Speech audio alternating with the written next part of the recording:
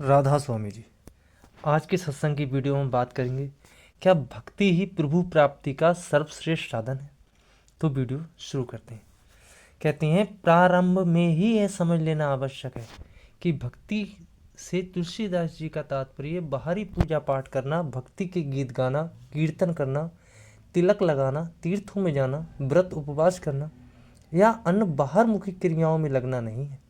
तुलसीदास जी तथा अन्य संतों का भक्ति से अभिप्राय एक निश्चित प्रकार के अंतर्मुखी अभ्यास या साधना से है, जिसका पूरा भेद भक्ति में पूर्णता प्राप्त किए हुए किसी पूर्ण संत से प्राप्त किया जाता है।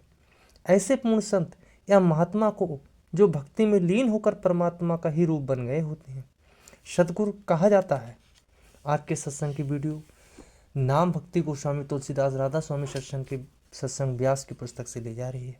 सारे सत्संगी भाइयों से निवेदन है कि वीडियो को अंत तक सुनें और वीडियो अच्छी लगी तो चैनल को सब्सक्राइब करें, वीडियो को लाइक करें, अधिक से अधिक वीडियो शेयर करें और कमेंट करके बताएं कि उन्हें यह वीडियो कैसी लगी। अब वीडियो पर आते हैं।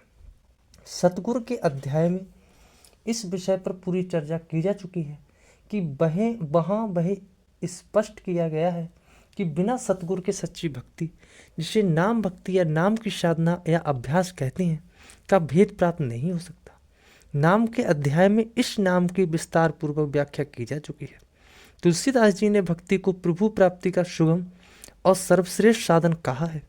इसका कारण यह है कि भक्ति आत्मा के परमात्मा के प्रति स्वाभाविक आकर्षण और उसके मूलभूत प्रेम संबंध पर आधारित है और भक्ति की साधना में योग, वैराग, तपस्या तथा अनेक प्रकार के हठ कर्मों के समान शरीर को नाहक कष्ट देने की आवश्यकता नहीं होती है।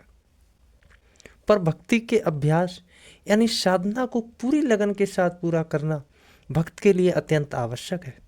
इन बातों को अच्छी तरह समझते हुए सभी संत, ग्रंथ और संत महात्मा भक्ति का ही उपदेश देते हैं। भक्ति और प्रेम के बिना किसी भी अन्य उपाय से हम परमात्मा को नहीं पा सकते और ना हम कभी सुखी हो सकते हैं। तुलसीदास जी ने स्वयं राम के मुख से भक्ति को प्रभु प्राप्ति का सुगम साधन कहलवाया है। भगत के साधन कहूँ बखानी, सुगम पंथ मोहे पावे प्राणी। प्रभु प्राप्ति का सुगम और सर्वोत्तम साधन होने के कारण ही सभी ज्ञानी महात्मा इसकी याचना करते हैं तथा इसकी महिमा गाते हैं। जिसे भक्ति का यह सुगम साधन नहीं सुहाता, वह सचमुच अज्ञानी है। अस विचारै जे मुनि विज्ञानी, जांचै भगत सकल सुख खानी। असहर भगत सुगम सुखदाई, को अस मूढ़ न जाय सुहाई। अब तुलसीदास जी कहते हैं कि हमें यह बात अच्छी तरह अपने हृदय में बिठा लेनी चाहिए कि केवल प्रभु प्रेम द्वारा ही हम इस लोक और परलोक दोनों में सुख पा सकते हैं तथा अपने सच्चे स्वार्थ को सिद्ध कर सकते हैं। इसलिए तुलसीदास जी कहते हैं कि जब स्वार्थ और परमार्थ सभी एक प्रभु राम की ओर से सुलभ है, तब किसी दूसरे के दरवाजे पर दीनता दिखाना उचित नहीं। राम रूपी कल्प वृक्ष को छोड़कर दूसरे की सेवा में लगना निष्फल है। साधु संतों के समाज में वही मनुष्य आदर पाता है जिसका चित्त राम के प्रेम रस से सरोवर हो। साधु संतों के समाज में जिसका कोई स्थान नहीं और प्रभु भक्तों में जिसकी गिनती नहीं मानी जाती, वह पृथ्वी पर भार है। वास्तव में वही माता पुत्रवती है जिसका पुत्र प्रभु भक्त हो। भक्ति द्वारा किस तरह परमात्मा की प्राप्ति होती है, इसे तुलसीदास जी ने बड़े स्पष्ट ढंग से समझाया है। उनके अनुसार सच्ची भक्ति जो प्रभु प्राप्ति का सरल और श्रेष्ठ साधन है, प्रभु की कृपा से ही किसी बिरले जन को प्राप्त होता है। जब प्रभु की कृपा होती है, तब वह किसी विशुद्ध अर्थात सच्चे या पूर्ण संत से हमारा मिलाप करा देता है। संत के चरण करणों में दृढ़ प्रेम लगाने, उनका सत्संग सुनने और उनके उपदेश के अनुसार मन, वचन, कर्म से नियम पूर्वक भजन करने से भक्ति दृढ़ हो जाती है और परमात्मा हमारे हृदय में प्रकट हो जाते हैं। इस प्रकार संत की संगति और प्रभु भक्ति द्वारा हम इस झूठे संसार के जंजाल से मुक्त होकर परमात्मा में समा जाते हैं। संत की संगति और प्रभु भक्ति के बिना आवागमन का भय कभी दूर नहीं होता। कहते हैं, आत्मा और परमात्मा के बीच भक्ति और प्रेम का ही संबंध है। इसलिए आत्मा भक्ति और प्रेम के द्वारा सहज ही परमात्मा को प्राप्त कर लेती है। जो प्रभु चराचर विश्व में व्याप्त है वह प्रेम के द्वारा भक्त के हृदय में उसी तरह प्रकट हो जाता है जैसे कांट में छिपी रहने वाली आग कांट से रगड़ने पर अपने आप प्रकट हो जाती है।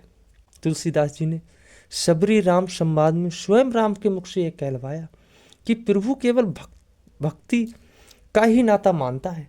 भक्तिहीन मनुष्य का जीवन पानी ना बरसने वाले बादल के समान थोथा और निष्फल होता है। तुलसीदास जी जात पात, कुल परिवार, धन संपत्ति और सांसारिक मान बढ़ाई का भक्ति और प्रेम के मार्ग में कोई महत्व नहीं, बल्कि संतजन इन्हें प्रभु भक्ति के बाधक मानते हैं, सब माया के रूप में, परमार्थ के नहीं। आए कहते हैं कि जब संसार की निस्वार्थता की समझ आती है तब जीव परमात्मा से यही विनती करता है कि हे प्रभु, अब ऐसी कृपा करें कि सबकी ममता को त्याग कर मैं दिन रात भजन में ही लीन रहूं। अंत में तुलसीदास जी बड़े जोरदार शब्दों में कहते हैं कि प्रभु भक्ति यानी प्रभु भजन के बिना किसी अन्य साधन से जीव की आंतरिक मैल कभी दूर नहीं हो सकती और ना कभी उसे प्रभु की प्राप्ति हो सकती है। वह कहते हैं कि कछुए की पीठ पर भले ही भाल उग जाएं, बंध्या का पुत्र भले ही किसी को मार डाले, तो उस स्त्री को बंध्या नहीं कहा जा सकता।